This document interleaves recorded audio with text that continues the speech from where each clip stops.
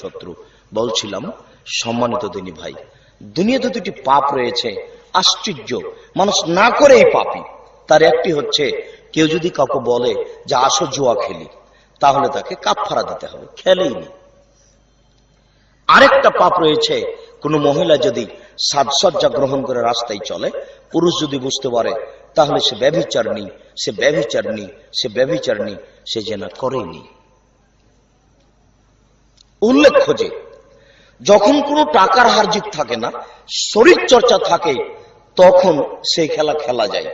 যেমন football, volleyball, cricket, এর যখন হারজিত নেই তখন এটা খেলা যায়।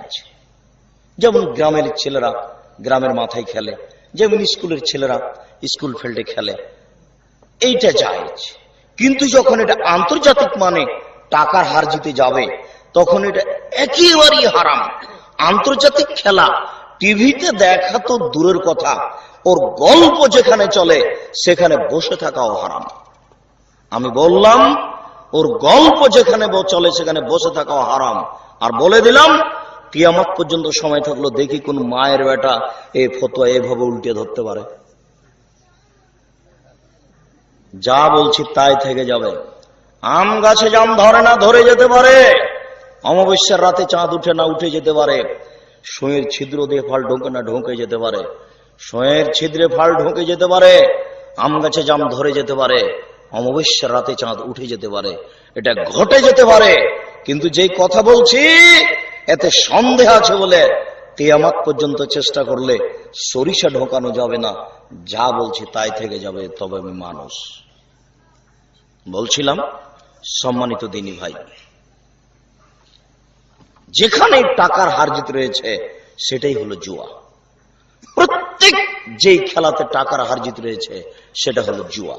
আর এখন যেটা আন্তর্জাতিক মানের খেলা হয় সেটাতে এক বোকামি খেলা। তাতে তো পতিতালয়ের মেয়েরা নাচে। তাতে আরেক শ্রেণীর বোকা মানুষ আছে যে ছেলে হলো ব্রাজিলের পক্ষে আর বাপ হলো পাকিস্তানের পক্ষে।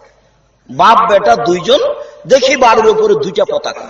ছি, ওর বিদ্যাও নয়, ওর বুদ্ধিও নয়। এইরকম ছেলেকে আর এরকম ছেলের বাপকে আমরা কবর দিতে এসেছি। খেতে বসে বাপ বেটা মারামারি করছে। বেটা তো আর জানে না ব্রাজিলকে, এমনিতে ওর তো বিদ্যা নেই, ওর বুদ্ধিও নাই, ও তো পড়াশোনা জানে না। আপনার তো ওই বিদ্যাকে আমি 18 বছর আগে নাকচ করেছি। এইসব ছেলে আপনি যাদেরকে রাস্তাঘাটে দেখছেন মাস্টার ডিগ্রি পাশ করে ঘুরছে, শহীদ মিনার তৈরি করেছে, পায়ের জুতা খুলে দিয়ে ফুল নিয়ে আপনার ওই ইটের খাম্বার উপরে তোলে, এদেরকে তো আমি বহুদিন পূর্বে অশিক্ষিত বলেছি। এদেরকে কেউ যদি শিক্ষিত প্রমাণ করতে পারে, আমি আব্দুর রাজ্জাক জিন্দেগি তার কোনোদিন বক্তব্য দিব না। মাস্টার ডিগ্রি পাস মহিলা আর মাস্টার ডিগ্রি পাস পুরুষ, স্বামী স্ত্রী, মা বাম দিকে বসে আছে, বাপ ডান দিকে বসে আছে, মধ্যখানে ছেলে বসে আছে, কানে ইয়ারফোন লাগা আছে, ইন্ডিয়ার গান চলছে। এই বাপ আর মাকে যদি আমি আব্দুর রাজ্জাক মূর্খ প্রমাণ করতে না পারি, আমি জাতির সামনে আর কোনোদিন বক্তব্য দিতে আসবো না। আপনি চ্যালেঞ্জ করেন। আমি তো এখনই চলে যেতে চেয়েছি, প্রয়োজনে সকাল পর্যন্ত থাকব। কোন বাপ যদি প্রমাণ করতে চাই যে আমার ছেলে গান শুনে আমি শিক্ষিত মানুষ, কেউ যদি দাবি করতে চাই, তাহলে আমি সকাল পর্যন্ত থাকতে রাজি আছি। বিদ্যা ভিন্ন জিনিস। বিদ্যা হলো জাতির মেরুদণ্ড।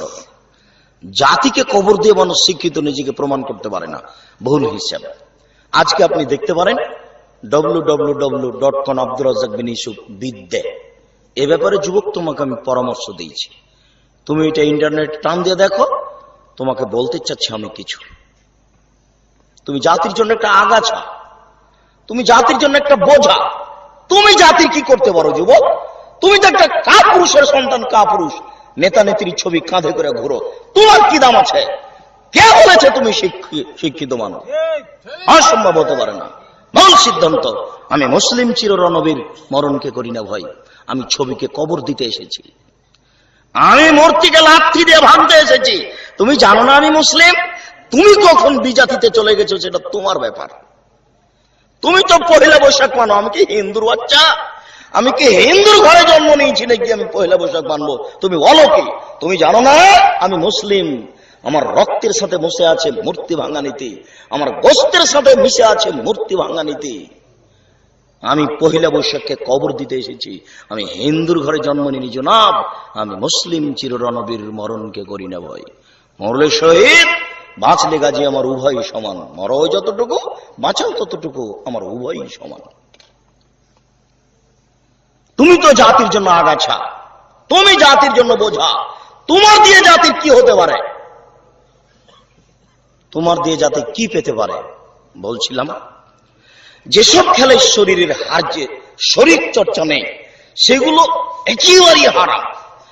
যেগুলোতে টাকার হার্জিত নেই, শরীর চর্চাও নেই, সেগুলো একেবারেই হারাম।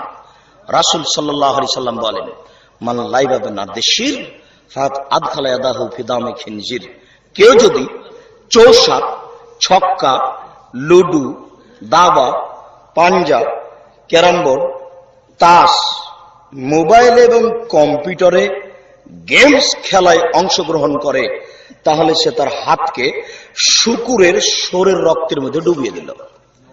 এই কথা আল্লাহ রাসূল বলেছেন। আমি একজন অনুবাদক, তিনি বলেন, মান লাইবা বিনারদিশির, কেউ যদি এই ধরনের খেলায় অংশগ্রহণ করে যাতে শরীর চর্চা থাকে না, বসে বসে খেলে, এইরকম ধরনের খেলাকে বলা হয় নারদেশির।